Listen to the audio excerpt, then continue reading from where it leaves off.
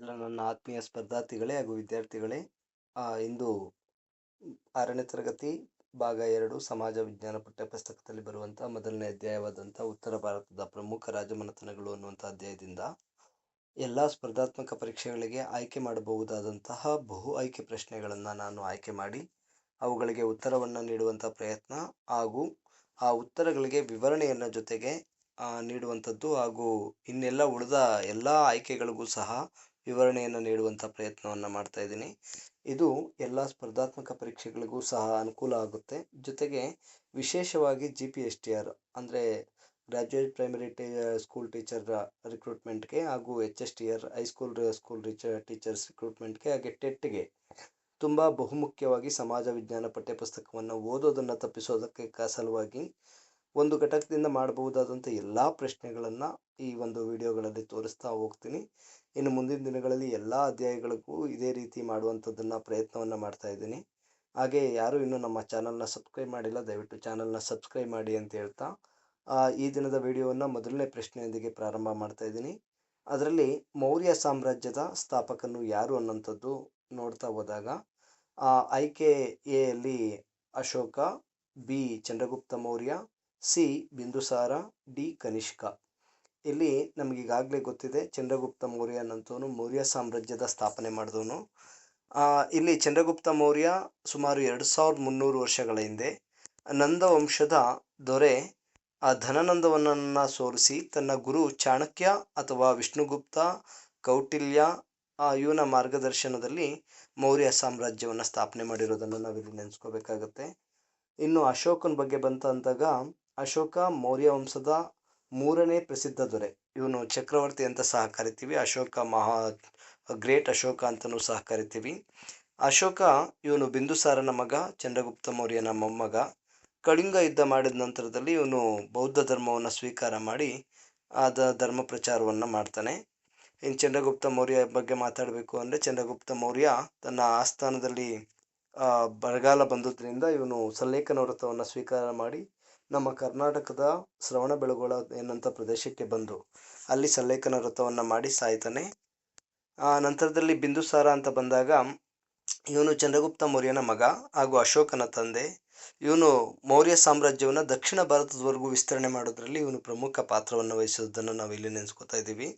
ಇನ್ನು ಕನಿಷ್ಕ ಅನ್ನಂಥವನು ಇವನು ಕುಶಾಣ ಸಾಮ್ರಾಜ್ಯದ ಪ್ರಬಲ ದೊರೆ. ಮೌರ್ಯ ವಂಶಕ್ಕೆ ಇವನು ಸೇರಿದವನಲ್ಲ. ಇವನು ಶಕವರ್ಷವನ್ನು ಪ್ರಾರಂಭ ಮಾಡೋದನ್ನು ನಾವಿಲ್ಲಿ ನೆನಪಿಸ್ಕೋಬೇಕಾಗತ್ತೆ. ಇನ್ನು ಮುಂದೆ ಪ್ರಜೆಗಳೆಲ್ಲರೂ ನನ್ನ ಮಕ್ಕಳಿದ್ದಂತೆ ಎಂದು ಹೇಳಿದ ಸಾಮ್ರಾಟ ಯಾರು? ಇದ್ರ ಬಗ್ಗೆ ನೀವು ಉತ್ತರವನ್ನು ಹುಡುಕೊಳ್ಳಿ. ಈ ರೀತಿ ಪ್ರಜೆಗಳೆಲ್ಲರೂ ನನ್ನ ಮಕ್ಕಳು ಅನ್ನೋಂಥದ್ದನ್ನು ಹೇಳಿದಂಥ ರಾಜ ಯಾರು?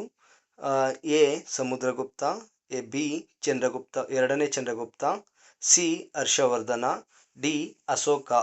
ಇಲ್ಲಿ ಉತ್ತರ ಯಾವುದಿರ್ಬೋದು ಅನ್ನೋದನ್ನು ಒಂದ್ಸಲ ನೀವು ಯೋಚನೆ ಮಾಡಿ. ಉತ್ತರ ಅಶೋಕ.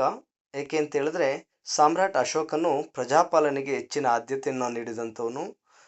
ಈ ಮಾತಿನ ಮೂಲಕ ಅವನು ಪ್ರಜೆಗಳಿಗೂ ತನಗಿದ್ದ ಎಲ್ಲ ಕಾಳಜಿಯನ್ನು ಹೇಳಿರೋದನ್ನು ನಾವಿಲ್ಲಿ ನೆನೆಸ್ಕೋತೀವಿ. ಇನ್ನು ಸಮುದ್ರಗುಪ್ತನ ಬಗ್ಗೆ ಮಾತಾಡಬೇಕು ಅಂದರೆ ಇವನು ಗುಪ್ತ ಸಾಮ್ರಾಜ್ಯದ ಮಹಾನ್ ಯೋಧ ಹಾಗೂ ಪರಾಕ್ರಮಿ.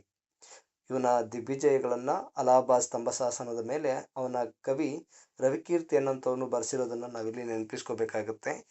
ನಂತರ 2ನೇ ಚಂದ್ರಗುಪ್ತ ಅನ್ನೋಂಥವನು ಸಮುದ್ರಗುಪ್ತನ ಮಗ ಹಾಗೂ ಗುಪ್ತರ ಕಾಲದ ಸುವರ್ಣ ಯುಗ ಅಂತೇಳಿ ಇವನ ಕಾಲವನ್ನು ಕರಿತೀವಿ. ಹಾಗೂ ಇವನಿಗೆ ವಿಕ್ರಮಾದಿತ್ಯ ಅನ್ನೋಂಥ ಬಿರುದಿದ್ದುದನ್ನು ಸಹ ನಾವಿಲ್ಲಿ ನೆನೆಸ್ಕೋಬೇಕಾಗತ್ತೆ. ಇನ್ನು ಹರ್ಷವರ್ಧನ ಅಂತ ಬಂದರೆ ಇವನು ವರ್ಧನ ಅಥವಾ ಪುಷ್ಯಭೂತಿ ವಂಶದ ಪ್ರಸಿದ್ಧ ರಾಜ. ಇವನು ಬಾಣಭಟ್ಟ ಮತ್ತು ಹುಯೆನ್ ಸಾಂಗ್ ಅಂತ ವಿದ್ವಾಂಸರನ್ನು ಪೋಷಣೆ ಮಾಡಿದಂತಹ ಮಹಾನ್ ರಾಜ. ಹಾಗೂ ನಳಂದ ವಿಶ್ವವಿದ್ಯಾಲಯಕ್ಕೆ ಹೆಚ್ಚಿನ ಪ್ರಮಾಣದಲ್ಲಿ ಕೊಡುಗೆಯನ್ನು ನೀಡಿದಂಥವನು ಸಹ ಇವನಾಗಿರೋದನ್ನು ನಾವಿಲ್ಲಿ ನೆನೆಸ್ಕೋಬೇಕಾಗುತ್ತೆ. ನಂತರದಲ್ಲಿ ಅಶೋಕ, ಈಗಾಗಲೇ ಅಶೋಕನ ಬಗ್ಗೆ ನಾವು ಮಾತಾಡಿದ್ದೀವಿ. ಈ ಪ್ರಶ್ನೆಗೆ ಅಶೋಕ ಅನ್ನೋಂಥದ್ದು ಸರಿಯಾದ ಉತ್ತರ ಆಗಿರೋದನ್ನು ನಾವಿಲ್ಲಿ ನೋಡಬೇಕಾಗುತ್ತೆ. ಅಶೋಕನ ಹೆಸರು ಮೊಟ್ಟ ಮೊದಲ ಬಾರಿಗೆ ಕಂಡುಬಂದ ಶಾಸನ ಯಾವುದು? ಅಂದರೆ ಅಶೋಕನ ಪೂರ್ಣ ಹೆಸರು ಪೂರ್ಣ ಹೆಸರು ಏನಿದೆ ಆ ಪೂರ್ಣ ಹೆಸರು ಮೊಟ್ಟ ಮೊದಲ ಬಾರಿಗೆ ಕಂಡು ಬಂದದ್ದು ಎಲ್ಲಿ ಅನ್ನೋದನ್ನು ಹೇಳ್ತಿದ್ದಾರೆ. ಅಂದರೆ ಆ ಅಶೋಕನ ಹೆಸರು ಮೊದಲೆಲ್ಲ ಪ್ರಿಯದರ್ಶಿನಿ ಅಶೋಕ ಅಂತ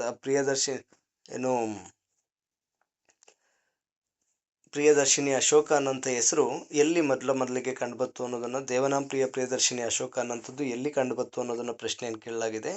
ಇದರಲ್ಲಿ ಸಾರನಾಥ ಸ್ತಂಭ ಶಾಸನ ಅನ್ನೋಂಥದ್ದು ಎ, ಬಿ ಸಾಂಚಿ ಶಾಸನ, ಮೂರನೇದ್ದು ಸಿ ಮಸ್ಕಿ ಶಾಸನ, ಡಿ ಆಪ್ಷನ್ ಪಾಟಲಿಪುತ್ರ ಶಾಸನ. ಇಲ್ಲಿ ಎಲ್ಲ ಆಪ್ಷನ್ಗಳ ಬಗ್ಗೆ ನೋಡ್ತಾ ಹೋದಾಗ ನಮಗೆ ಮಸ್ಕಿ ಅನ್ನೋಂಥದ್ದು ಸರಿಯಾದ ಉತ್ತರ ಆಗಿರ್ತದೆ. ಈ ಮಸ್ಕಿ ಅನ್ನೋಂಥದ್ದು ಎಲ್ಲಿದೆ ಅಂದರೆ ನಮ್ಮ ಕರ್ನಾಟಕದ ರಾಯಚೂರು ಜಿಲ್ಲೆಯಲ್ಲಿ ಮಸ್ಕಿ ಅನ್ನೋಂಥದ್ದೊಂದು ಪ್ರದೇಶದಲ್ಲಿ ಶಾಸನವೊಂದು ದೊರೆಯಿತು.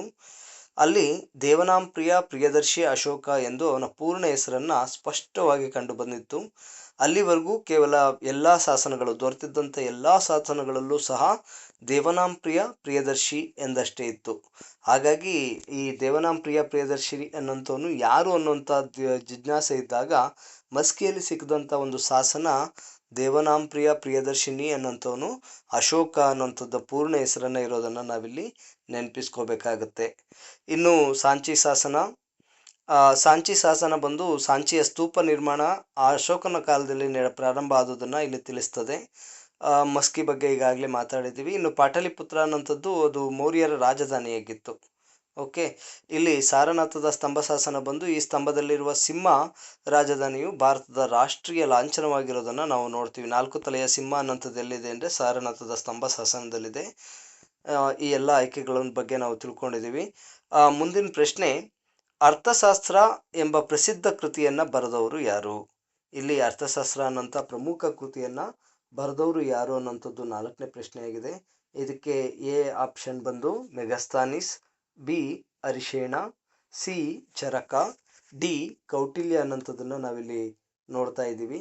ಇನ್ನು ನಾವು ಇದಕ್ಕೆ ಉತ್ತರವನ್ನು ನೋಡ್ತಾ ಬಂದಾಗ ಈ ಪ್ರಶ್ನೆಗೆ ಉತ್ತರ ಬಂದು ಕೌಟಿಲ್ಯ ಅನ್ನೋಂಥದ್ದು ಉತ್ತರ ಆಗಿರ್ತದೆ.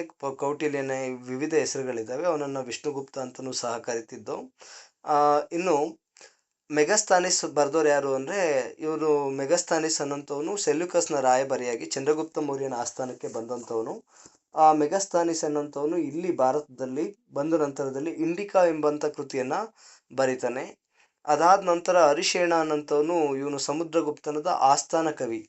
ಅರಿಶೇಣ ಅನ್ನೋಂಥವನು ಸಮುದ್ರಗುಪ್ತನ ಆಸ್ಥಾನ ಕವಿ. ಇವನು ಅಲಹಾಬಾದ್ ಸ್ತಂಭ ಶಾಸನವನ್ನು, ಸಮುದ್ರಗುಪ್ತನ ಸಾಧನೆಗಳನ್ನು ಅಲಹಾಬಾದ್ ಸ್ತಂಭ ಶಾಸನದ ಮೇಲೆ ಬರೆಸ್ತಾನೆ. ನಂತರದಲ್ಲಿ ಚರಕ ಅನ್ನೋಂಥವನು ಕುಶಾನ ದೊರೆ ಕನಿಷ್ಕನ ಆಸ್ಥಾನದಲ್ಲಿದ್ದ ಪ್ರಸಿದ್ಧ ವೈದ್ಯ ಮತ್ತು ಚರಕ ಸಂಹಿತೆಯನ್ನು ಬರೆದಂಥವನು. ಚರಕ ಸಂಹಿತೆಯನ್ನು ಬರೀತಾನೆ. ಇವನು ಕುಶಾನದ ಆಸ್ಥಾನದಲ್ಲಿ ಆಶ್ರಯವನ್ನು ಪಡೆದಿದ್ದನ್ನು ನಾವಿಲ್ಲಿ ನೆನೆಸ್ಕೋಬೇಕಾಗತ್ತೆ. ನಂತರದಲ್ಲಿ ಕೌಟಿಲ್ಯನ ಬಗ್ಗೆ ಈಗಾಗಲೇ ಮಾತಾಡಿದ್ದೀವಿ. ಅವನನ್ನು ವಿಷ್ಣುಗುಪ್ತ ಅಥವಾ ಚಾಣಕ್ಯ ಅಂತಲೂ ಸಹ ಕರೀತಾರೆ. ಇವನು ಅರ್ಥಶಾಸ್ತ್ರ ಅನ್ನುವಂಥ ಕೃತಿಯನ್ನು ಬರೆದಿದ್ದಾನೆ. ಈ ಅರ್ಥಶಾಸ್ತ್ರದಲ್ಲಿ ರಾಜತಂತ್ರಗಳು ಹಾಗೂ ರಾಜನ ಕರ್ತವ್ಯಗಳ ಬಗ್ಗೆ ಪೂರ್ಣ ವಿವರವಾಗಿ ಅರ್ಥಶಾಸ್ತ್ರದಲ್ಲಿ ಬರೆದಿರೋದನ್ನು ನಾವಿಲ್ಲಿ ನೋಡ್ಬೋದಾಗುತ್ತೆ.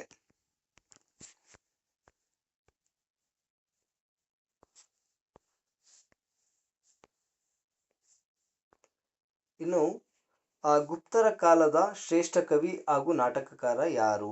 ಈ ಕೆಳಗೆ ನೀಡಿರುವಂಥ ಆಯ್ಕೆಗಳಲ್ಲಿ ಗುಪ್ತರ ಕಾಲದ ಪ್ರಸಿದ್ಧ ಕವಿ ಹಾಗೂ ನಾಟಕಕಾರರು ಯಾರು ಅನ್ನುವಂಥದ್ದನ್ನು ಇಲ್ಲಿ ಮುಂದಿನ ಪ್ರಶ್ನೆಯಾಗಿದೆ. ಇಲ್ಲಿ ಅಶ್ವಘೋಷ, ಬಾಣಭಟ್ಟ, ಕಾಳಿದಾಸ, ವಿಸಾಖದತ್ತ ಅನ್ನೋಂಥ ಆಯ್ಕೆಗಳು ನಮ್ಮ ಕಣ್ಮುಂದೆ ಇದೆ. ಇಲ್ಲಿ ಗುಪ್ತರ ಕಾಲದ ಕವಿ ಹಾಗೂ ನಾಟಕಕಾರ ಯಾರು ಅಂತ ಹೇಳಿದ್ರೆ ಉತ್ತರ ಇಲ್ಲಿ ಕಾಳಿದಾಸ ಆಗಿರೋದನ್ನು ನಾವು ಇಲ್ಲಿ ನೋಡ್ಬೋದಾಗುತ್ತೆ. ಇಲ್ಲಿ ಕಾಳಿದಾಸ ಅನ್ನೋಂಥವನು ಗುಪ್ತರ ಕಾಲದಲ್ಲಿದ್ದಂತಹ ಮಹಾಕವಿ, ಜಗತ್ತಿನ ಶ್ರೇಷ್ಠ ನಾಟಕಕಾರರಲ್ಲಿ ಒಬ್ಬನಾಗಿದ್ದಾನೆ. ಅವನ ಪ್ರಸಿದ್ಧ ನಾಟಕಗಳಲ್ಲಿ ಅಭಿಜ್ಞಾನ ಶಾಕುಂತಲೆ ಸಹ ಸೇರಿದೆ. ಅಭಿಜ್ಞಾನ ಶಾಕುಂತಲೆ ಅನ್ನೋಂಥದ್ದು ಅನೇಕ ಭಾಷೆಗಳಿಗೆ ಇಲ್ಲಿ ಭಾಷಾಂತರ ಆಗಿರೋದನ್ನು ನಾವಿಲ್ಲಿ ನೆನೆಸ್ಕೋಬೇಕಾಗತ್ತೆ. ಇನ್ನು ಅಶ್ವಘೋಷ ಅನ್ನೋಂಥವನು ಬುದ್ಧಚರಿತ ಕೃತಿಯನ್ನು ಬರೀತಾನೆ. ಅದು ಕನಿಷ್ಕನ ಆಸ್ಥಾನದಲ್ಲಿ ಇದ್ದಂಥವನು ಅಶ್ವಘೋಷ. ಇನ್ನು ಬಾಣಭಟ್ಟ ಅನ್ನೋಂಥವನು ಹರ್ಷಚರಿತೆ ಅನ್ನುವಂಥ ಕಾದಂಬರಿಯನ್ನು ಅವನು ಬರೆದಿರೋದನ್ನು ನೋಡ್ಬೋದು. ಇವನು ಹರ್ಷವರ್ಧನದ ಆಸ್ಥಾನದಲ್ಲಿದ್ದಂಥ ಕವಿಯಾಗಿದ್ದಾನೆ. ನಂತರದಲ್ಲಿ ಕಾಳಿದಾಸ ಅನ್ನೋಂಥವನು ಇವನು ಗುಪ್ತ ಕಾಲದ ಮಹಾಕವಿ ಹಾಗೂ ಅಭಿಜ್ಞಾನ ಶಾಕುಂತಲ ಅನ್ನುವಂಥ ನಾಟಕವನ್ನು ಬರೆದಿದ್ದಾನೆ. ಇವನನ್ನು ಕವಿಕುಲ ಗುರು ಅಂತಲೂ ಸಹ ಕಾಳಿದಾಸನನ್ನು ನಾವು ಕರೆಯೋದನ್ನು ಇಲ್ಲಿ ನೋಡ್ತೀವಿ. ಇನ್ನು ವಿಶಾಖದತ್ತ ಬಂದು ಮುದ್ರಾ ರಾಕ್ಷಸ ಎಂಬ ನಾಟಕದ ಕರ್ತೃ ಆಗಿರ್ತಾನೆ ವಿಶಾಖದತ್ತ. ಇಷ್ಟು ಆಯ್ಕೆಗಳನ್ನು ನಾವಿಲ್ಲಿ ನೋಡಿದ್ದೀವಿ. ಇನ್ನು ಮುಂದಿನ ಪ್ರಶ್ನೆ ಬಂದು ವಿಕ್ರಮಾದಿತ್ಯ ಎಂಬ ಬಿರುದನ್ನು ಹೊಂದಿದ್ದ ಗುಪ್ತ ದೊರೆ ಯಾರು? ಇಲ್ಲಿ ವಿಕ್ರಮಾದಿತ್ಯ ಅನ್ನೋಂಥದ್ದ ಬಿರುದನ್ನು ಹೊಂದಿದಂತಹ ಗುಪ್ತ ದೊರೆ ಆಪ್ಷನ್ ಬಂದು ಎ ಸಮುದ್ರಗುಪ್ತ, ಬಿ 1ನೇ ಚಂದ್ರಗುಪ್ತ, ಸಿ 2ನೇ ಚಂದ್ರಗುಪ್ತ, ಡಿ ಸ್ಕಂದಗುಪ್ತ ಅನ್ನೋಂಥ ಆಯ್ಕೆಗಳನ್ನು ಇಲ್ಲಿ ನೋಡ್ತಾ ಇದ್ದೀವಿ. ಇದಕ್ಕೆ ಉತ್ತರ ಯಾವ್ದಿರ್ಬೋದು ಅನ್ನೋದನ್ನ ನೀವು ಒಂದ್ಸಲ ಗೆಸ್ ಮಾಡಿ. ಇಲ್ಲಿ ಉತ್ತರ 2ನೇ ಚಂದ್ರಗುಪ್ತ ಅನ್ನೋಂಥದ್ದು ಉತ್ತರ ಆಗಿರ್ತದೆ. ಇಲ್ಲಿ ಸಮುದ್ರಗುಪ್ತನ ಪುತ್ರ ಮತ್ತು ಉತ್ತರಾಧಿಕಾರಿಯಾದಂತಹ 2ನೇ ಚಂದ್ರಗುಪ್ತ ಸಕರನ್ನ ಸೋಲಿಸಿದ ನಂತರ ಇವನಿಗೆ ವಿಕ್ರಮಾದಿತ್ಯ ಅನ್ನಂಥ ಬಿರುದನ್ನ ನಾವಿಲ್ಲಿ ನೋಡ್ತೀವಿ. ಇನ್ನು ಸಮುದ್ರಗುಪ್ತನಿಗೆ ಇದ್ದಂತಹ ಬಿರುದುಗಳು ಪರಾಕ್ರಮಾಂಕ ಹಾಗೂ ಅಪ್ರತಿರಥ ಅನ್ನಂತಹ ಬಿರುದುಗಳನ್ನ ಸಮುದ್ರಗುಪ್ತ ಹೊಂದಿರ್ತಾನೆ. 1ನೇ ಚಂದ್ರಗುಪ್ತನಿಗೆ ಮಹಾರಾಜಾದಿರಾಜ ಅನ್ನಂತಹ ಬಿರುದು ಸಹ ಇಲ್ಲಿದ್ದುದನ್ನ ನೋಡ್ತೀವಿ. ಇವನು ಸ್ಕಂದಗುಪ್ತ ಅನ್ನಂತವನು ಗುಪ್ತ ಸಾಮ್ರಾಜ್ಯದ ಕೊನೆಯ ದೊರೆ ಅಥವಾ ಪ್ರಮುಖ ದೊರೆ ಅನ್ನೋದನ್ನ ನಾವಿಲ್ಲಿ ನೋಡ್ಬೋದು. ಇನ್ನು ಮುಂದಿನ ಪ್ರಶ್ನೆ, ಯಾವ ಚೀನಿ ಯಾತ್ರಿಕ ಹರ್ಷವರ್ಧನನ ಆಸ್ಥಾನಕ್ಕೆ ಭೇಟಿ ನೀಡಿದ್ದನು? ಇಲ್ಲಿ ಹರ್ಷವರ್ಧನನ ಕಾಲದಲ್ಲಿ ಅವನ ಆಸ್ಥಾನಕ್ಕೆ ಭೇಟಿ ನೀಡಿದಂತಹ ಚೀನಿ ಯಾತ್ರಿಕ ಯಾರು ಅನ್ನೋಂಥ ಪ್ರಶ್ನೆಗೆ ಆಯ್ಕೆ ಪಾಯಿಯಾನ್, B ಹುಯೆನ್ಸಾಂಗ್, C I-tsing, D Soleimani. ಈ 4ರಲ್ಲಿ ಹರ್ಷವರ್ಧನನ ಕಾಲದಲ್ಲಿ ಹರ್ಷವರ್ಧನನ ಆಸ್ಥಾನಕ್ಕೆ ಭೇಟಿ ನೀಡಿದಂಥ ಚೀನಿ ಪ್ರವಾಸಿಗ ಅಥವಾ ಯಾತ್ರಿಕ ಯಾರು ಅನ್ನೋಂಥ ಪ್ರಶ್ನೆಯನ್ನು ಕೇಳಿದ್ದಾರೆ. ಇದಕ್ಕೆ ಉತ್ತರ ಬಂದು ಹುಯೆನ್ಸಾಂಗ್.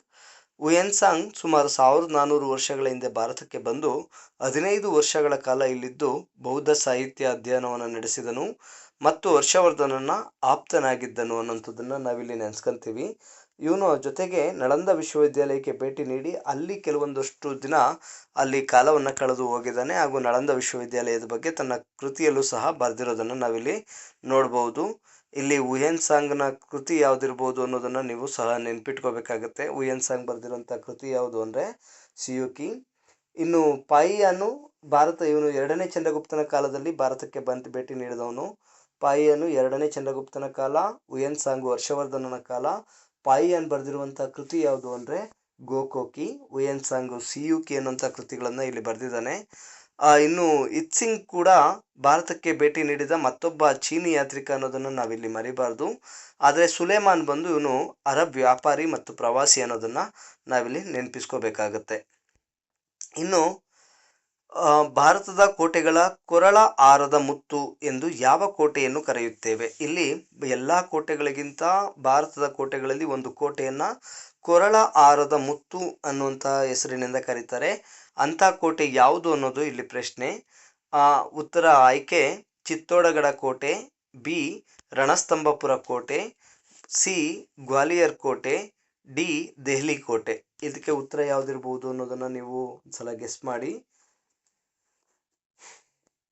ಇಲ್ಲಿ ಉತ್ತರ ಬಂದು ಗ್ವಾಲಿಯರ್ ಕೋಟೆ ಅನ್ನೋಂಥದ್ದಾಗಿರ್ತದೆ. ಇದು ಬೃಹದಾಕಾರದ ಗ್ವಾಲಿಯರ್ ಕೋಟೆಯು ರಜಪೂತ ವಾಸ್ತುಶಿಲ್ಪದ ಪ್ರಮುಖ ಉದಾಹರಣೆಗಳಲ್ಲಿ ಒಂದಾಗಿದೆ ಮತ್ತು ಇದನ್ನು ಹೀಗೆ ಬಣ್ಣಿಸಲಾಗಿದೆ. ಹೇಗೆ? ಭಾರತದ ಕೋಟೆಗಳ ಕೊರಳ ಆರದ ಮುತ್ತು ಎಂದು ಇಲ್ಲಿ ಬಣ್ಣಿಸಲಾಗಿರೋದನ್ನು ನಾವು ನೋಡ್ಬೋದು. ಇನ್ನು ಚಿತ್ತೋಡಗಡ ಕೋಟೆ ಅನ್ನೋಂಥದ್ದು ರಜಪೂತರ ಪ್ರಸಿದ್ಧ ಮತ್ತು ದೊಡ್ಡ ಕೋಟೆಯಾಗಿರೋದನ್ನು ನಾವಿಲ್ಲಿ ನೆನಪಿಸ್ಕೋಬೇಕಾಗತ್ತೆ. ಇನ್ನು ರಣಸ್ತಂಭಪುರ ಕೋಟೆ ಅನ್ನೋಂಥದ್ದು ಇದು ರಜಪೂತರ ಕಾಲದ ಪ್ರಮುಖ ಕೋಟೆ. ಇದು ಸಹ ರಜಪೂತರ ಕಾಲದ್ದು. ಅದಾದ ನಂತರ ದೆಹಲಿ ಕೋಟೆ, ಇವಾಗ ಕೆಂಪು ಕೋಟೆ ಇರೋದನ್ನು ನಾವಿಲ್ಲಿ ನೆನೆಸ್ಕೊತಿದ್ದೀವಿ. ನಂತರದಲ್ಲಿ ಮುಂದಿನ ಪ್ರಶ್ನೆ,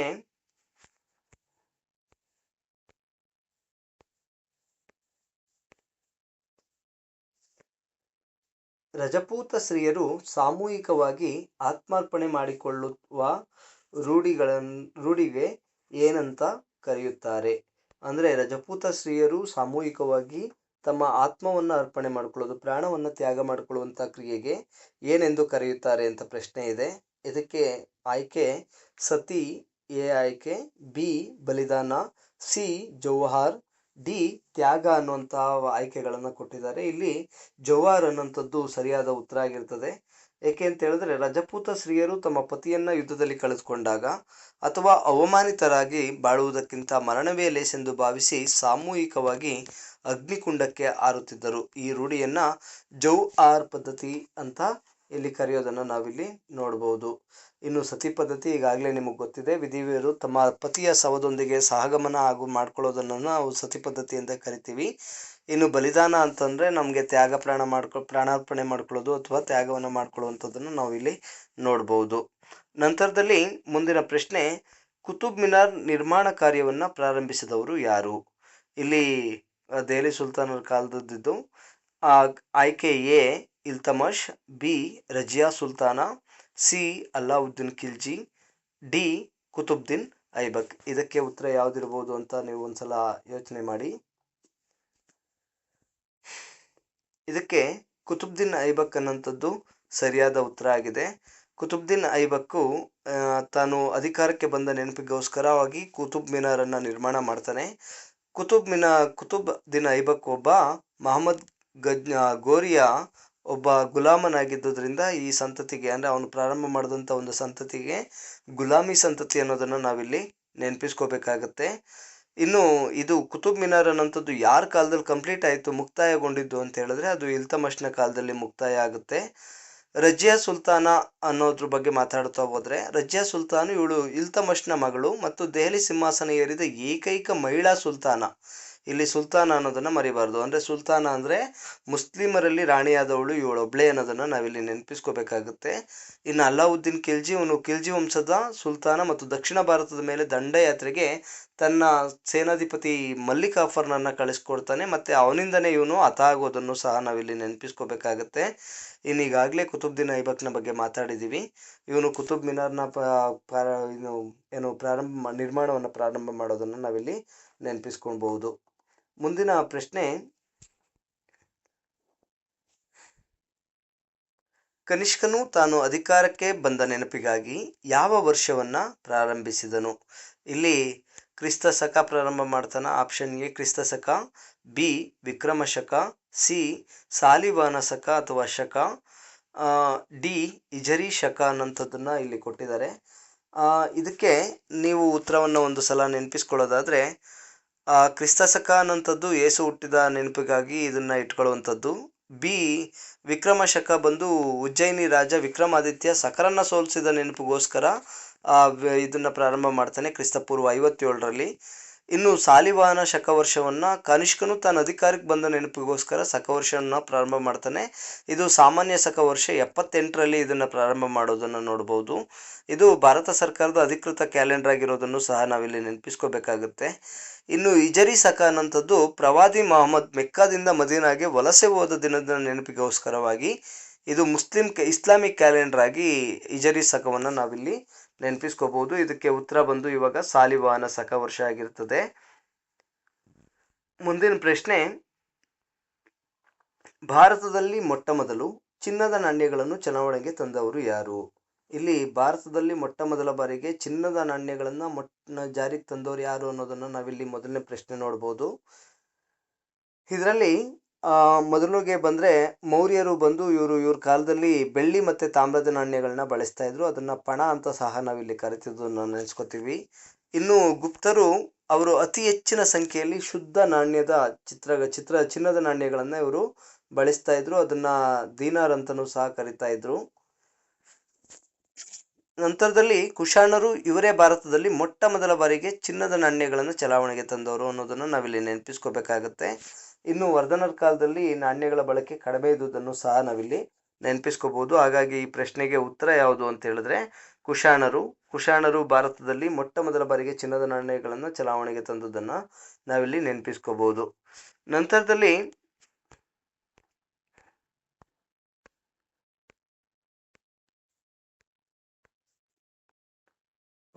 ಹರ್ಷವರ್ಧನನನ್ನು ನರ್ಮದಾ ನದಿ ತೀರದಲ್ಲಿ ಸೋಲಿಸಿದ ಕನ್ನಡದ ದೊರೆ ಯಾರು ಅನ್ನೋಂಥದ್ದು ಪ್ರಶ್ನೆ. ಹರ್ಷವರ್ಧನನನ್ನ ಕರ್ನಾಟಕದ ಒಬ್ಬ ದೊರೆ ನರ್ಮದಾ ನದಿ ತೀರದಲ್ಲೇ ಅವನನ್ನು ಸೋಲಿಸಿ ವಾಪಸ್ ಕಳಿಸ್ತಾನೆ. ಅಂತ ದೊರೆ ಹೆಸರೇನು ಅನ್ನೋಂಥದ್ದನ್ನ ಇಲ್ಲಿ ಕೇಳಿದ್ದಾರೆ. ಆಪ್ಷನ್ ಎ ಬಂದು ಕೀರ್ತಿವರ್ಮ, ಆಪ್ಷನ್ ಬಿ ಇಮ್ಮಡಿ Pulakeshi, option C Vikramaditya, option D Dantidurga. ಇದಕ್ಕೆ ಉತ್ತರವನ್ನು ಈಗಾಗಲೇ ಶೋ ಆಗ್ತಿದೆ. ಉತ್ತರ ಬಂದು ಇಮ್ಮಡಿ ಪುಲಕೇಶಿ. ಅಂದರೆ ಉತ್ತರ ಭಾರತದ ನಂತರ ಅವನು ದಕ್ಷಿಣ ಭಾರತದ ಮೇಲೆ ಹರ್ಷವರ್ಧನ ಇಲ್ಲಿ ದಂಡಯಾತ್ರೆಯನ್ನು ಮುಂದುವರಿಸ್ತಾನೆ. ಆ ದಂಡಯಾತ್ರೆಯನ್ನು ಮುಂದುವರಿಸಿದ ಮೇಲೆ ಈ ದಂಡಯಾತ್ರೆಯನ್ನ ಹರ್ಷವರ್ಧನನ್ನ ನರ್ಮದಾ ನದಿ ತೀರದಲ್ಲಿ ಇಮ್ಮಡಿ ಪುಲಕೇಶಿ, ನಮ್ಮ ಕದಂಬ ರಾಜ ಇಮ್ಮಡಿ ಪುಲಕೇಶಿ ಏನಂತವನು ಅವನನ್ನ ತಡೆದು ಚಾಲುಕ್ಯ ರಾಜ ಇಮ್ಮಡಿ ಪುಲಕೇಶಿ ಇವನನ್ನ ಹಿಮ್ಮೆಟ್ಟಿಸಿ ಕಳಿಸ್ತಾನೆ. ಇದನ್ನ ರವಿಕೀರ್ತಿ ಐಹೊಳೆ ಶಾಸನದಲ್ಲಿ ಇಮ್ಮಡಿ ಪುಲಕೇಶಿಯ ಸಾಧನೆಯ ಬಗ್ಗೆ ಬರೆದಿರೋದನ್ನ ನಾವಿಲ್ಲಿ ನೆನಪಿಸ್ಕೋಬೇಕಾಗತ್ತೆ. ಹಾಗಾಗಿ ಇವನನ್ನ ಇಮ್ಮಡಿ ಪುಲಕೇಶಿಯನ್ನ ಪರಮೇಶ್ವರ ಎಂಬ ಬಿರುದನ್ನು ಸಹ ಇದೇ ಕಾಲದಲ್ಲಿ ಪಡ್ಕೊಂಡಿರ್ತಾನೆ. ಇನ್ನು ಕೀರ್ತಿವರ್ಮ ಅನ್ನಂತವನು ಬಾದಾಮಿ ಚಾಲುಕ್ಯರ ಮೊದಲ ಅರಸ ಆಗಿರ್ತಾನೆ. ಹಾಗೂ ವಿಕ್ರಮಾದಿತ್ಯ ಅನ್ನಂತವನು ಎರಡನೇ ಚಂದ್ರಗುಪ್ತ ಅಥವಾ ಬೇರೆ ರಾಜರ ಬಿರುದ ಆಗಿರಬಹುದು ಅನ್ನೋಂಥದ್ದನ್ನು ನಾವಿಲ್ಲಿ ನೆನಪಿಸ್ಕೋಬಹುದು. ವಿಕ್ರಮಾದಿತ್ಯ ಅನ್ನೋಂಥದ್ದು ಎರಡನೇ ಚಂದ್ರಗುಪ್ತನ ಬಿರುದಾಗಿತ್ತು. ಓಕೆ, ಇನ್ನು ದಂತಿದುರ್ಗ ಬಂದು ಇವನು ರಾಷ್ಟ್ರಕೂಟ ಸಾಮ್ರಾಜ್ಯದ ಸ್ಥಾಪಕ ಆಗಿರೋದನ್ನ ನಾವಿಲ್ಲಿ ನೆನಪಿಸ್ಕೋಬೇಕಾಗತ್ತೆ. ಹಂಗಾಗಿ ಈ ಪ್ರಶ್ನೆಗೆ ಉತ್ತರ ಯಾವುದು ಅಂದ್ರೆ ಇಮ್ಮಡಿ ಪುಲಕೇಶಿ. ನಂತರ ಗುಪ್ತರ ಕಾಲದ ಪ್ರಸಿದ್ಧ ಗಣಿತಶಾಸ್ತ್ರಜ್ಞ ಯಾರು? ಗುಪ್ತರ ಕಾಲದಲ್ಲಿದ್ದಂತಹ ಪ್ರಮುಖ ಗಣಿತಶಾಸ್ತ್ರಜ್ಞ ಯಾರು ಅನ್ನೋಂಥದ್ದು ಮುಂದಿನ ಪ್ರಶ್ನೆ. ಈ ಪ್ರಶ್ನೆಗೆ ಆಪ್ಷನ್ ಎ ಬಂದು ವರಾಹಮಿಹಿರ. ವರಾಹಮಿಹಿರ ಇವನೊಬ್ಬ ಪ್ರಸಿದ್ಧ ಖಗೋಳಶಾಸ್ತ್ರಜ್ಞ. ಇನ್ನು ಚರಕ ಇವನೊಬ್ಬ ಪ್ರಸಿದ್ಧ ವೈದ್ಯ ಆಗಿದ್ದ. ಇವನು ಚರಕ ಸಂಹಿತೆ ಅನ್ನೋದನ್ನ ಬರೆದಿರೋದನ್ನ ನೆನಪಿಸ್ಕೋಬಹುದು. ಇನ್ನು ಆರ್ಯಭಟ ಇವನು ಮಹಾನ್ ಗಣಿತಶಾಸ್ತ್ರಜ್ಞ ಹಾಗೂ ಖಗೋಳಶಾಸ್ತ್ರಜ್ಞನೂ ಆಗಿದ್ದ. ಇವನು ಆರ್ಯಭಟ ಅನ್ನಂತವನು ಆರ್ಯಭಟಿಯಂ ಸೂತ್ರ ಅನ್ನಂತಹ ಗ್ರಂಥವನ್ನು ಬರೆದಿರೋದನ್ನ ನಾವಿಲ್ಲಿ ನೆನಪಿಸ್ಕೋಬಹುದು. ಮತ್ತೆ ವಾಗ್ಭಟ ಇವನು ಆಯುರ್ವೇದ ಪಂಡಿತ ಆಗಿದ್ದುದನ್ನು ನೆನೆಸ್ಕೋಬಹುದು. ಹಾಗಾಗಿ ಈ ಪ್ರಶ್ನೆಗೆ ಉತ್ತರ ಯಾವ್ದಾಗಬಹುದು ಅಂದ್ರೆ ಆರ್ಯಭಟ, ಸಿ ಆಪ್ಷನ್ನು ಸರಿಯಾಗುತ್ತೆ. ಯಾಕೆ ಅಂತ ಹೇಳಿದ್ರೆ ಇವನು ಗುಪ್ತರ ಕಾಲದಲ್ಲಿದ್ದಂಥ ಪ್ರಮುಖ ಮಹಾನ್ ಗಣಿತಶಾಸ್ತ್ರಜ್ಞ. ಇವನ ಗ್ರಂಥ ಯಾವುದು ಅಂದ್ರೆ ಆರ್ಯಭಟಿಯಂ ಸೂತ್ರ. ಇವನು ಬೀಜಗಣಿತ ಹಾಗೂ ತ್ರಿಕೋನಮಿತಿಗೆ ಮಹತ್ತರವಾದ ಕೊಡುಗೆಯನ್ನು ನಾವು ಇಲ್ಲಿ ನೀಡಿರೋದನ್ನ ನಾವಿಲ್ಲಿ ಗಮನಿಸಬಹುದು. ನಂತರ ರಜಪೂತರ ಕಾಲದ ಪ್ರಸಿದ್ಧ ಹಿಂದಿ ಕೃತಿ ಪೃಥ್ವಿರಾಜ ರಾಸೋವನ್ನು ಬರೆದವರು ಯಾರು? ಇಲ್ಲಿ ಪೃಥ್ವಿರಾಜ ರಾಸವನ್ನ ಬರೆದವರು ಯಾರು ಅನ್ನೋದನ್ನ ಕೇಳಿದ್ದಾರೆ. ಇಲ್ಲಿ ಮೊದಲನೇ ಆಪ್ಷನ್ ಬಂದು A Jayadeva, B Banabhatta, C Chand Bardai, D Kalhana. ಇಲ್ಲಿ ಒಬ್ಬೊಬ್ರದೇ ಕೃತಿಗಳನ್ನ ನೋಡ್ತಾ ಹೋದಾಗ ಜಯದೇವ ಬರೆದಿರುವಂಥದ್ದು ಗೀತಾ ಗೋವಿಂದ ಅನ್ನುವಂಥ ಕೃತಿಯನ್ನ ಬರೆದಿದ್ದಾನೆ.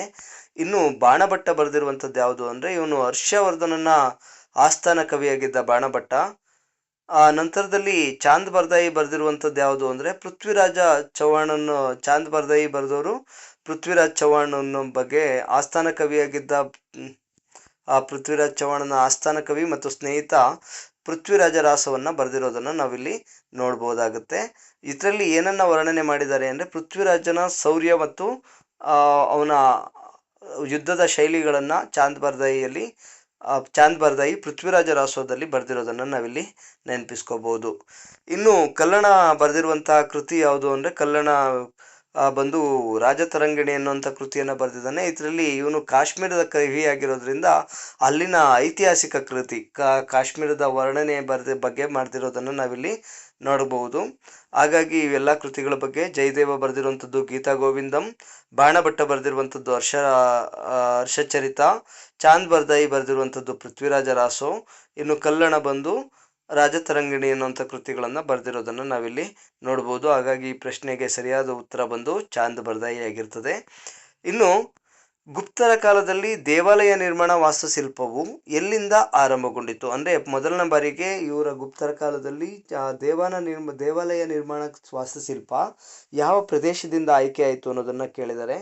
ಇಲ್ಲಿ A Dakshina Bharat, B Madhya Pradesh, C Afghanistan, D Karnataka ಅನ್ನುವಂಥ ಆಯ್ಕೆಗಳನ್ನ ಕೊಟ್ಟಿದ್ದಾರೆ. ದಕ್ಷಿಣ ಭಾರತದಲ್ಲಿ ದ್ರಾವಿಡ ಶೈಲಿ ದೇವಾಲಯಗಳು ಇಲ್ಲಿ ಜಾಸ್ತಿ ಪ್ರಸಿದ್ಧ ಆಗಿದ್ದಾವೆ. ಇನ್ನು ಮಧ್ಯಪ್ರದೇಶದಲ್ಲಿ ಬಂದ್ರೆ ಇವರು ಆಲ್ಮೋಸ್ಟ್ ಗುಪ್ತರ ಕಾಲದಲ್ಲಿ ಅವರ ಇತರ ಸ್ಟೈಲಿಗಳು ಅಂದ್ರೆ ಏನು ದೇವಾಲಯ ನಿರ್ಮಾಣ ಸ್ಟೈಲ್ಸು ಎಲ್ಲಿಂದ ಪ್ರಾರಂಭ ಆಗುತ್ತೆ ಅಂತ ಹೇಳಿದ್ರೆ ಮಧ್ಯಪ್ರದೇಶದಿಂದನೇ ಪ್ರಾರಂಭ ಆಗೋದನ್ನ ನಾವಿಲ್ಲಿ ಗಮನಿಸಬೇಕಾಗತ್ತೆ. ಇನ್ನು ಅಫ್ಘಾನಿಸ್ತಾನದಲ್ಲೆಲ್ಲ ಗಾಂಧಾರ ಕಲಾ ಶೈಲಿ ಪ್ರಸಿದ್ಧ ಆಗಿತ್ತು. ಕರ್ನಾಟಕದಲ್ಲಿ ಚಾಳುಕ್ಯ ಶೈಲಿ ಮತ್ತೆ ಹೊಯ್ಸಳ ಶೈಲಿಗಳು ದೇವಾಲಯಗಳು ಇಲ್ಲಿ ಅಧಿಕವಾಗಿರೋದನ್ನು ನೋಡಬಹುದು. ಹಾಗಾಗಿ ಈ ಪ್ರಶ್ನೆಗೆ ಸರಿಯಾದ ಉತ್ತರ ಬಂದು ಮಧ್ಯಪ್ರದೇಶ ಅನ್ನೋದನ್ನ ನಾವಿಲ್ಲಿ ನೋಡ್ಬೋದಾಗುತ್ತೆ. ಇನ್ನು ಕಾರ್ಕೋಟ ರಾಜವಂಶವನ್ನ ಸ್ಥಾಪಿಸಿದವರು ಯಾರು? ಇಲ್ಲಿ ಕಾರ್ಕೋಟ ರಾಜವಂಶವನ್ನ ಮೊದಲ ಬಾರಿಗೆ ಪ್ರಾರಂಭ ಮಾಡಿದವರು ಯಾರು? ಅದಕ್ಕೆ ಆಯ್ಕೆ ಬಂದು ಲಲಿತಾದಿತ್ಯ ಅನ್ನೋಂಥದ್ದು ಎ ಆಪ್ಷನ್ನು, B Kalhana, C Durlabhavardhana, D Vasugupta. ಈ 4 ಆಯ್ಕೆಗಳನ್ನು ನೀಡಲಾಗಿದೆ. ಇದರಲ್ಲಿ ಉತ್ತರ ಯಾವುದು ಅನ್ನೋದನ್ನು ನೀವು ಒಂದ್ಸಲ ಯೋಚನೆ ಮಾಡಿ ಹೇಳಿ. ಇಲ್ಲಿ ಲಲಿತಾದಿತ್ಯ ಅನ್ನಂತವನು ಇವರು ಕಾರ್ಕೋಟ ವಂಶದ ಪ್ರಮುಖ ದೊರೆ, ಅದರಲ್ಲಿ ಏನು ಡೌಟ್ ಇಲ್ಲ. ನಂತರ ಕಲ್ಲಣ ಅನ್ನಂತವನು ಇವನು ಕಾಶ್ಮೀರದ ಇತಿಹಾಸವನ್ನ ಬರೆದಂತ ಕವಿ. ಇನ್ನು ದುರ್ಲಭ ವರ್ಧನ ಇವನು ಕಾಶ್ಮೀರದ ಕಾರ್ಕೋಟ ಮನೆತನವನ್ನ ಸ್ಥಾಪನೆ ಮಾಡಿದಂತ ರಾಜ. ನಂತರದಲ್ಲಿ ವಸುಗುಪ್ತ ಅನ್ನಂತವನು ಸಹ ಕಾಶ್ಮೀರದಲ್ಲಿ ರಾಜ ಆಗಿದ್ದುದನ್ನ ನಾವಿಲ್ಲಿ ನೋಡ್ಬೋದಾಗುತ್ತೆ.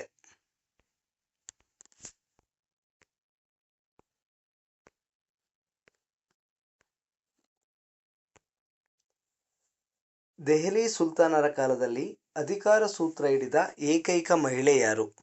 ಇಲ್ಲಿ ದೆಹಲಿ ಸುಲ್ತಾನರಲ್ಲಿ ಅಧಿಕಾರ ಹಿಡಿದಂತ ಮೊದಲ ಮಹಿಳಾ ಏಕೈಕ ಮಹಿಳೆ, ಮೊದಲ ಮತ್ತು ಕೊನೆಯ ಏಕೈಕ ಮಹಿಳೆ ಯಾರು ಅನ್ನೋಂಥ ಪ್ರಶ್ನೆನ ಕೇಳಲಾಗಿದೆ. ಇಲ್ಲಿ ನೂರ್ ಜಹಾನ್, ರಜಿಯಾ ಸುಲ್ತಾನ, ಮಮ್ತಾಜ್ ಹಾಗೂ ಚಾಂದ್ ಬೀಬಿ ಅನ್ನಂಥವ್ರನ್ನ ಇಲ್ಲಿ ಆಯ್ಕೆಯಾಗಿ ನೀಡಲಾಗಿದೆ. ಇದರಲ್ಲಿ ಸರಿಯಾದ ಉತ್ತರವನ್ನ ಈಗಾಗಲೇ ತೋರಿಸ್ತಾ ಇದ್ದೀನಿ. ಇಲ್ಲಿ ರಜಿಯಾ ಸುಲ್ತಾನ ಅಂತವಳು ಮೊಟ್ಟ ಮೊದಲ ಬಾರಿಗೆ ಮತ್ತು ಕೊನೆಯ ಏಕೈಕ ಮುಸ್ಲಿಂ ಮಹಿಳೆ ಅಧಿಕಾರವನ್ನ ಹೊಂದಿದ್ದಂಥವಳು. ಇವಳು ಗಂಡುಡುಗೆಯನ್ನ ತೊಟ್ಟು ಆಡಳಿತ ನಡೆಸಿದಂಥವಳು. ಆದರೆ ಇವಳ ಏಳಿಗೆಯನ್ನ ಸಹಿಸಲಾಗದೆ ತನ್ನ ಸಂಸ್ಥಾನದಲ್ಲಿದ್ದಂತಹ ಅನೇಕರಿಂದಲೇ ಇವಳು ಕೊಲೆಯಾಗೋದನ್ನು ನಾವಿಲ್ಲಿ ನೋಡಬಹುದು. ಇವಳು ಯಾರ ಮಗಳು ಅಂತ ಹೇಳಿದ್ರೆ ಇಲ್ತಮಶ್ನ ಮಗಳಾಗಿರೋದನ್ನು ನಾವಿಲ್ಲಿ ಗಮನಿಸ್ಬೇಕಾಗತ್ತೆ. ಇನ್ನು ನೂರ್ ಜಹಾನ್ ಅನ್ನಂತವಳು ಮೊಘಲ್ ಚಕ್ರವರ್ತಿ ಜಹಾಂಗೀರ್ನ ಪತ್ನಿಯಾಗಿರೋದನ್ನು ನಾವಿಲ್ಲಿ ನೆನೆಸ್ಕೋಬೇಕು. ಇನ್ನು ಮಮ್ತಾಜ್ ಬಂದು ಶಹಜಾನ್ನ ಪತ್ನಿ, ಅವಳಿಗೋಸ್ಕರ ಅವನು ತಾಜ್ ಮಹಲ್ ಅನ್ನೇ ಕಟ್ಟಿಸಿದ್ದಾನೆ. ಇನ್ನು ಚಾಂದ್ ಬೇಬಿ ಬಂದು ಅಹಮದ್ ನಗರದಲ್ಲಿ ಒಬ್ಳು ರಾಣಿಯಾಗಿದ್ದಂಥವಳು. ಓಕೆ, ಇನ್ನು ಮುಂದಿನ ಪ್ರಶ್ನೆ ಬಂದು ಹರ್ಷವರ್ಧನನು ರಚಿಸಿದ ಸಂಸ್ಕೃತ ನಾಟಕಗಳು ಯಾವುವು? ಇಲ್ಲಿ ಹರ್ಷವರ್ಧನ ಮೊದಲನೇ ಆಯ್ಕೆ ಬಂದು ಅಭಿಜ್ಞಾನ ಶಾಕುಂತಲ, ಮೇಘದೂತ ಅನ್ನಂಥದ್ದು ಕೊಟ್ಟಿದ್ದಾರೆ. ಇವು ಅಭಿಜ್ಞಾನ ಶಾಕುಂತಲ, ಮೇಘದೂತ ಬಂದು ಕಾಳಿದಾಸನ ಕೃತಿಗಳು. ಇನ್ನು ಹರ್ಷಚರಿತೆ ಮತ್ತು ಕಾದಂಬರಿ ಅನ್ನಂಥದ್ದನ್ನ ಕೊಟ್ಟಿದ್ದಾರೆ. ಈ ಹರ್ಷಚರಿತೆ ಮತ್ತು ಕಾದಂಬರಿ ಇವೆರಡೂ ಸಹ ಬಾಣಭಟ್ಟನ ಕೃತಿಗಳು. ಇನ್ನು ಪ್ರಿಯದರ್ಶಿಕ, ರತ್ನಾವಳಿ, ನಾಗಾನಂದ ಅನ್ನಂಥವು ಇವು ಹರ್ಷವರ್ಧನ ರಚಿಸಿರುವಂತಹ ಕೃತಿಗಳಾಗಿರೋದನ್ನು ನಾವಿಲ್ಲಿ ನೆನೆಸ್ಕೋಬಹುದು. ನೆಕ್ಸ್ಟು ಮುದ್ರಾ ರಾಕ್ಷಸ ಅನ್ನಂಥದ್ದು ಬರ್ದಿರೋಂಥದ್ದು ಯಾರು ಅಂದರೆ ಮುದ್ರಾ ರಾಕ್ಷಸ ಬರ್ದಿರೋದು ವಿಸಾಖ ದತ್ತ, ಮೃಚ್ಛಕಟಿಕ ಬರ್ದಿರೋದು ಶೂದ್ರಕ. ಹಾಗಾಗಿ ಇದಕ್ಕೆ ಸರಿಯಾದ ಉತ್ತರ ಬಂದರೆ ನಾವು ಪ್ರಿಯದರ್ಶಿಕ, ರತ್ನಾವಳಿ ಮತ್ತು ನಾಗಾನಂದ ಅನ್ನಂಥದ್ದನ್ನು ಉತ್ತರವಾಗಿ ನೋಡ್ಬೋದು. ಇನ್ನು ಅಲ್ಲಾವುದ್ದೀನ್ ಖಿಲ್ಜಿಯ ದಕ್ಷಿಣ ಭಾರತದ ದಂಡಯಾತ್ರೆಗೆ ಯಾರನ್ನು ಕಳಿಸಿದನು?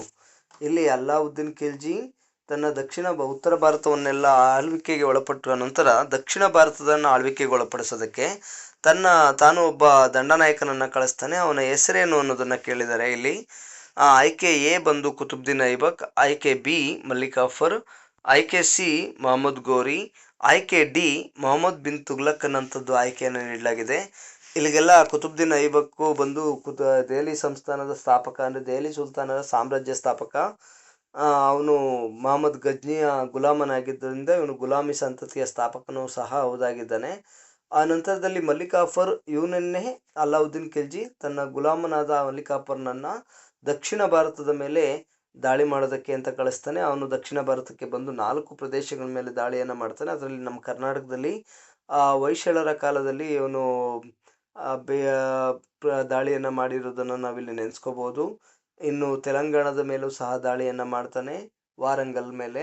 ಹಾಗೆ ದೇವಗಿರಿ ಮಹಾರಾಷ್ಟ್ರದ ಮೇಲೂ ಸಹ ದಾಳಿಯನ್ನು ಮಾಡ್ತಾನೆ.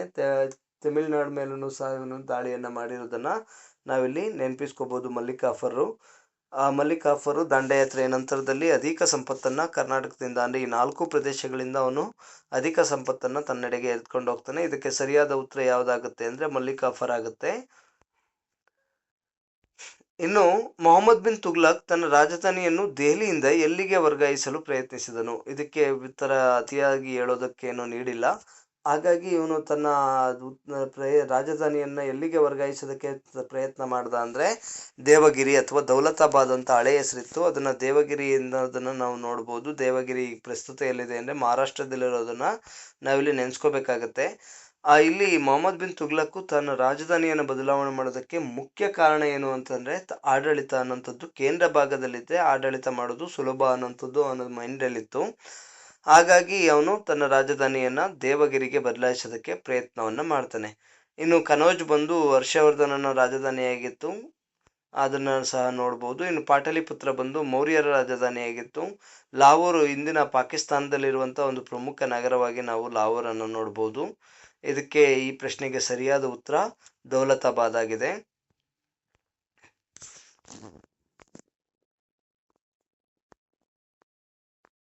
ಓಕೆ, ಇನ್ನು ಅಹೋಮ್ ರಾಜವಂಶವನ್ನ ಪ್ರಾರಂಭಿಸಿದ ಶಾನ್ ರಾಜಕುಮಾರ ಯಾರು ಅನ್ನೋಂಥದ್ದು ಪ್ರಶ್ನೆ ಇದೆ. ಇಲ್ಲಿ ಅಹೋಮ್ ರಾಜಮನೆತನವನ್ನ ಪ್ರಾರಂಭ ಮಾಡಿದಂತ ಶಾನ್ ಆ ರಾಜಕುಮಾರ ಯಾರು? ಇನ್ನು ಲಸಿತ್ ಬೋರ್ಫುಕಾನ್, ಸುಹುಂಗ್ ಮುಂಗ್ ಹಾಗೂ ಸುಪತ್ಪಾ ಅಂಡ್ ಸುಕಾಪ ಅನ್ನುವಂಥ ಆಯ್ಕೆಗಳು ಇಲ್ಲಿರೋದನ್ನು ನೋಡ್ಬೋದು. ಇದಕ್ಕೆ ಸರಿಯಾದ ಉತ್ತರ ಬಂದು ಸುಕಾಪ ಅನ್ನೋಂಥದ್ದು ಸರಿಯಾದ ಉತ್ತರ ಆಗಿರ್ತದೆ. ಇವನು ಸುಮಾರು 598 ವರ್ಷಗಳ ಕಾಲ ಅಸ್ಸಾಂ ಪ್ರದೇಶದಲ್ಲಿ ಆಳ್ವಿಕೆ ನಡೆಸಿದ ಅಹೋಮ್ ರಾಜಮನೆತನವನ್ನು ಶಾನ್ ರಾಜಕುಮಾರ ಸುಕಾಪ ಪ್ರಾರಂಭ ಮಾಡಿರುವುದನ್ನು ನೋಡಬಹುದು.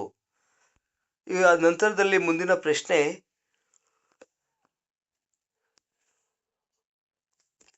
ಕವಿ ಕುಲಗುರು ಎಂಬ ಬಿರುದನ್ನು ಹೊಂದಿದ್ದ ಮಹಾಕವಿ ಯಾರು?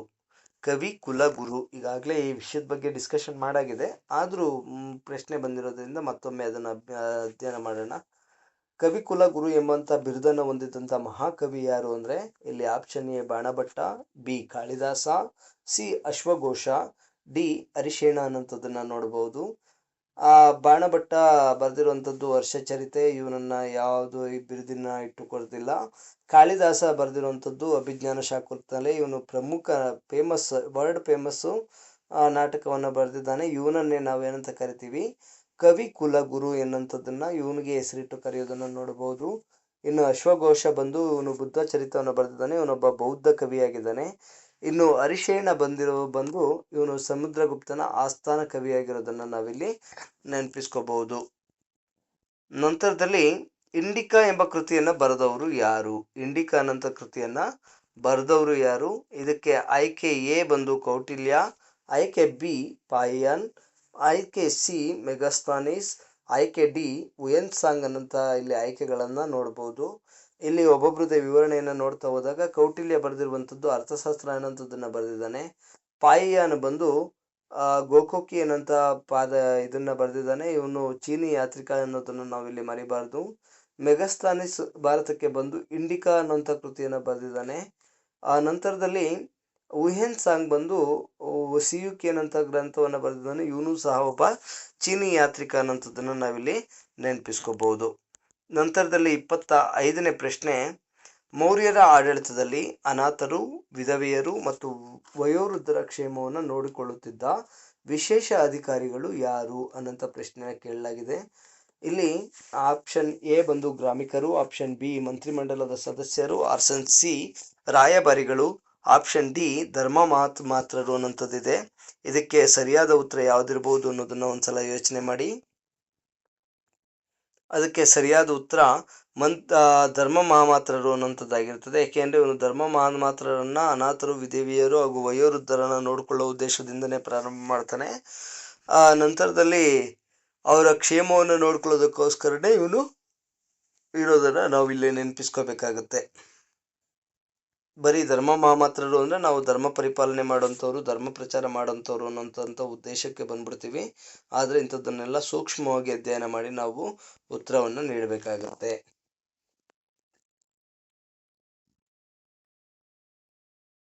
ಓಕೆ, ಇನ್ನು ಗುಪ್ತರ ಕಾಲದ ಪ್ರಸಿದ್ಧ ಖಗೋಳ ಶಾಸ್ತ್ರಜ್ಞ ಯಾರು ಅನ್ನೋಂಥದ್ದು ಮುಂದಿನ ಪ್ರಶ್ನೆ. ಈಗಾಗಲೇ ಇವ್ರ 4 ಜನರ ಬಗ್ಗೆ ನೋಡಿದೀವಿ. ವರಾಹಮಿಹಿರ ಅನ್ನೋಂಥದ್ದು ಇದಕ್ಕೆ ಸರಿಯಾದ ಉತ್ತರ. ಆಪ್ಷನ್ ಎ ಬಂದು ಆರ್ಯಭಟ್ಟ, ಬ್ರಹ್ಮಗುಪ್ತ, ವರಾಹಮಿಹಿರ ಹಾಗೂ ವಾಗ್ಭಟ ಅನ್ನಂಥ ಆಪ್ಷನ್ ನಾವು ಇಲ್ಲಿ ನೋಡ್ತಾ ಇದ್ದೀವಿ. ಆದರೆ ಸರಿಯಾದ ಉತ್ತರ ಯಾವುದು ಅಂದರೆ ವರಾಹಮಿಹಿರ ಅನ್ನೋಂಥದ್ದನ್ನು ನಾವಿಲ್ಲಿ ಮರಿಬಾರ್ದು. ಆರ್ಯಭಟ್ಟ ಇವನೊಬ್ಬ ಖಗೋಳ ಶಾಸ್ತ್ರಜ್ಞ ಹಾಗೂ ಗಣಿತ ಶಾಸ್ತ್ರಜ್ಞ. ಇನ್ನು ಬ್ರಹ್ಮಗುಪ್ತ ಬಂದು ಇವನು ಸಹ ಗಣಿತ ಶಾಸ್ತ್ರಜ್ಞ ಆಗಿರ್ತಾನೆ. ಇನ್ನು ವರಾಹಮಿಹಿರ ಬಂದು ಗುಪ್ತರ ಕಾಲದಲ್ಲಿದ್ದಂಥ ಪ್ರಮುಖ ಖಗೋಳ ಶಾಸ್ತ್ರಜ್ಞ ಅನ್ನೋದನ್ನ ನಾವಿಲ್ಲಿ ಮರಿಬಾರ್ದು. ಹಾಗಾಗಿ ಇದಕ್ಕೆ ಸರಿಯಾದ ಉತ್ತರ ಯಾವುದು ಅಂದರೆ ಯಾರು ನಮ್ಮ ವರಾಹಮಿಹಿರ ಅನ್ನಂಥವನು ಗುಪ್ತರ ಕಾಲದಲ್ಲಿದ್ದಂಥ ಪ್ರಸಿದ್ಧ ಖಗೋಳ ಶಾಸ್ತ್ರಜ್ಞ ಅನ್ನೋಂಥದ್ದನ್ನು ನಾವಿಲ್ಲಿ ನೋಡ್ಬೋದು. ಇನ್ನು ಅರಬ್ಬರ ದಾಳಿಯಿಂದ ಭಾರತವನ್ನು ರಕ್ಷಿಸಿದ ಕೀರ್ತಿ ಯಾರ ಗುರ್ಜರ ಪ್ರತಿಹಾರ ರಾಜನಿಗೆ ಸೇರುತ್ತದೆ? ಇಲ್ಲಿ 27ನೇ ಪ್ರಶ್ನೆಗೆ ಆಯ್ಕೆಗಳು ಬಂದು ಭೋಜ, ಬಿ ಧರ್ಮಪಾಲ, ಸಿ ನಾಗಭಟ ಹಾಗೂ ಪೃಥ್ವಿರಾಜ ಚೌಹಾಣ. ಇಲ್ಲಿ ಆನ್ಸರ್ ಬಂದು ಸಿ ನಾಗಭಟ ಅನ್ನೋಂಥದ್ದು. ಇಲ್ಲಿ ಗುರ್ಜರ ಪ್ರತಿಹಾರರ ದೊರೆ ನಾಗಭಟನು ಅರಬ್ಬರ ದಂಡಯಾತ್ರೆಯಿಂದ ಭಾರತವನ್ನು ರಕ್ಷಣೆ ಮಾಡಿಕೊಂಡಿದ್ದುದನ್ನು ನಾವಿಲ್ಲಿ ನೆನೆಸ್ಕೋಬಹುದಾಗತ್ತೆ. ಇನ್ನು ಯಾವ ಕೃತಿಯಲ್ಲಿ ಬುದ್ಧನ ಜೀವನ ಚರಿತ್ರೆಯನ್ನು ಸಂಸ್ಕೃತದಲ್ಲಿ ರಚಿಸಲಾಗಿದೆ? ಈಗ ಕೊಟ್ಟಿರುವಂಥ ಆಯ್ಕೆಗಳಲ್ಲಿ ಯಾವುದೋ ಒಂದು ಚರಿತ್ರೆ ಸಂಸ್ಕೃತದಲ್ಲಿ ಬುದ್ಧನ ಬಗ್ಗೆ ಬರೆದಿರುವಂಥದ್ದನ್ನು ನೋಡಬಹುದು. ಅದರಲ್ಲಿ ಎ ಆಪ್ಷನ್ ಬಂದು ಹರ್ಷಚರಿತ, ಬಿ ಕೌಟಿಲ್ಯನ ಅರ್ಥಶಾಸ್ತ್ರ, ಸಿ ಚಂದ್ರಗುಪ್ತ ಚರಿತ ಅಥವಾ ಬುದ್ಧ ಚರಿತ, ಡಿ ಅಮರಕೋಶ ಅನ್ನೋಂಥ ಪುಸ್ತಕಗಳಿದ್ದಾವೆ. ಇದರಲ್ಲಿ ಯಾವುದು ಬುದ್ಧನ ಚರಿತ್ರೆಯನ್ನು ಸಂಸ್ಕೃತದಲ್ಲಿ ಬರೆಯಲಾಗಿದೆ ಅನ್ನೋಂಥದ್ದು ಪ್ರಶ್ನೆಯನ್ನು ಕೇಳಲಾಗಿದೆ. ಈ ಪ್ರಶ್ನೆಗಳಿಗೆ ನೋಡ್ತಾ ಹೋದಾಗ ಹರ್ಷಚರಿತ ಅನ್ನೋಂಥದ್ದು ಬಾಣಭಟ್ಟ ಬರೆದಿರುವಂಥ ಹರ್ಷವರ್ಧನನ ಚರಿತ್ರೆಯನ್ನು ಕುರಿತಿರುವಂಥದ್ದು. ಇನ್ನು ಅರ್ಥಶಾಸ್ತ್ರ ಅನ್ನೋಂಥದ್ದು ಕೌಟಿಲ್ಯ ಬರೆದಿರುವಂಥದ್ದು. ಇದರಲ್ಲಿ ರಾಜ್ಯ ನೀತಿ ಬಗ್ಗೆ ಹಾಗೂ ಯುದ್ಧಗಳ ಬಗ್ಗೆ ಬರವಣಿಗೆಯನ್ನು ಹೊಂದಿರೋದನ್ನು ನೋಡಬಹುದು. ಇನ್ನು ಬುದ್ಧ ಚರಿತ್ರೆ ಅನ್ನೋಂಥದ್ದು ಯಾರು ಆಸ್ಥಾನ ಕವಿಯಾಗಿದ್ದಂಥ ಅಶ್ವಘೋಷನು ಬುದ್ಧ ಚರಿತ್ರೆ ಅನ್ನೋಂಥ ಕೃತಿಯನ್ನು ಬರೀತಾನೆ, ಅದು ಸಂಸ್ಕೃತದಲ್ಲಿದೆ. ಅಮರಕೋಶ ಇದು ಅಮರಸಿಂಹ ಅನ್ನೋಂಥವನು ಬರೆದಿರುವಂಥ ಸಂಸ್ಕೃತ ನುಗಂಟು ಅನ್ನೋದನ್ನು ನಾವಿಲ್ಲಿ ನೋಡ್ಬೋದಾಗುತ್ತೆ. ಹಾಗಾಗಿ ಪ್ರಶ್ನೆಗೆ ಸರಿಯಾದ ಉತ್ತರ ಯಾವುದು ಅಂದರೆ ಬುದ್ಧ ಚರಿತ.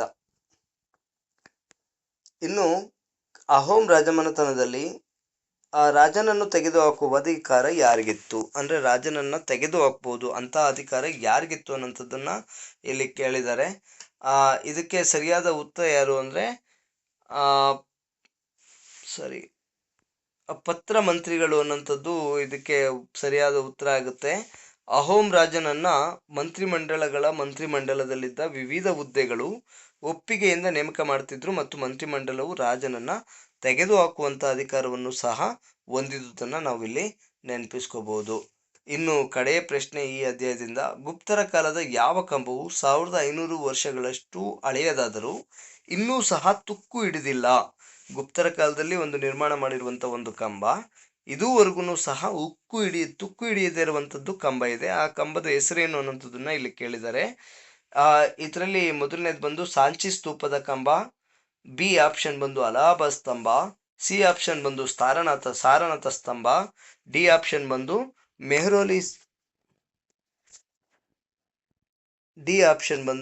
ಮೆಹರೋಲಿ ಅನ್ನೋಂಥದ್ದು ಕಬ್ಬಿಣದ ಕಂಬ ಅನ್ನೋಂಥದ್ದು ಇದೆ. ಇಲ್ಲಿ ಉತ್ತರವನ್ನು ನೋಡಿದಾಗ ಮೆಹರೋಲಿ ಕಬ್ಬಿಣದ ಕಂಬ ಅನ್ನೋಂಥದ್ದು ಸರಿಯಾದ ಉತ್ತರ ಆಗಿರ್ತದೆ. ಇಲ್ಲಿ ಸಾಂಚಿ ಸ್ತೂಪ ಅನ್ನೋಂಥದ್ದು ಇದು ಕಲ್ಲಿನ ಮೇಲೆ ಕೆತ್ತಿರುವಂಥ ಕಂಬ. ಇದರಲ್ಲಿ ಸಾಂಚಿ ಸ್ತೂಪದ ಮೇಲೆ ನಮ್ಮ ಏನು ಸಿಂಬಲ್ ಏನಿದೆಯಲ್ಲ ಆ ಸಿಂಬಲ್ ರಾಷ್ಟ್ರೀಯ ಚಿಹ್ನೆ ಅನ್ನೋಂಥದ್ದನ್ನ ಅಲ್ಲಿ ಕೆತ್ತಿದ್ದಾರೆ. 4 ತಲೆಯ ಸಿಂಹವನ್ನು ನೋಡಬಹುದು.